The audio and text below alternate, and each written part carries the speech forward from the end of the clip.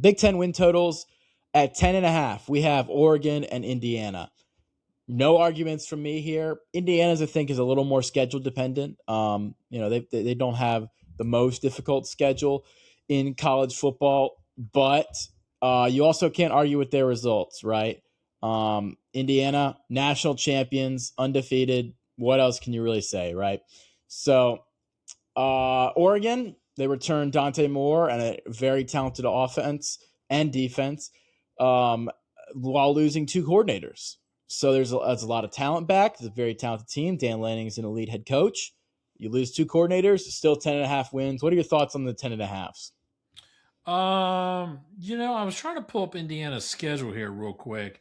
I think that I don't know if. Let me look at their schedule because Oregon I don't have any problem with. I don't know that Indiana's got to go to Michigan.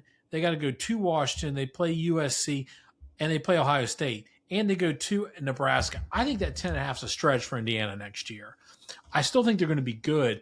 And I think it's a 9 or 10 win team, but do I think 10.5 feels tough for that team? Yeah, I mean that's pretty difficult. I think Oregon feels about right. I think Ohio State, 9.5, that kind of feels about right. Or maybe, again, they're never going to put them at 10. 10-2 feels right on the money for Ohio State, maybe 11-1. I mean, I can see 10.5, 9.5 feels good. Yeah. The Penn State one, I think this one, I did look at their schedule last week. Let me pull it back up here. Oops, at Big 12, not Big 10. Where did I go? Big 10, Penn State. Penn State's got a sneaky schedule. Like, I think that's why they're getting 9.5 is because they're clearly no problems on the outset. They have USC and Michigan, but they avoid Oregon and Ohio State. So I think Penn State's is one where you look at it 9.5 and it really is super schedule dependent. So if they hit on everything, if Matt Campbell can get some things going early, I think they could get to 9. They could hit that over. So I think that's why. Okay. I certainly like USC's talent. I think you've got an opportunity for USC to hit the over. I don't know. I think Illinois drops back a little bit. Washington, I just don't know what to expect with them if they can get things cleared up. The thing with Illinois, though, is we've kind of been expecting a drop back for like 2 years now, and they really haven't. And so I'm not sure if I can just expect them to drop back again. Like, I know we should. That's hypothetically, Illinois, great season. But Brett Bielema, he's coached them up every single year, and we kind of expect them to fall back last year, and they really had another great season. So, yeah, but they do. They have Ohio State, they have Oregon. The schedule's not terrible, but then they've got Iowa, so it's not a terrible schedule. But I think they graduated a lot of talent on defense. Shouldn't say graduate, a lot of talent left on defense, whether it's graduation or just their eligibility was up. Okay. So I think Michigan, I think that feels pretty spot on. I feel like that's an 8 to 9 win team if they really maximize it. That doesn't feel like, so I feel like that they got it. I think Vegas gets that stuff right. And at the bottom, I have no idea. Nebraska feels low. That's the one in the bottom group. I don't know, man. I think I'm going to believe in the Calandria's coming in.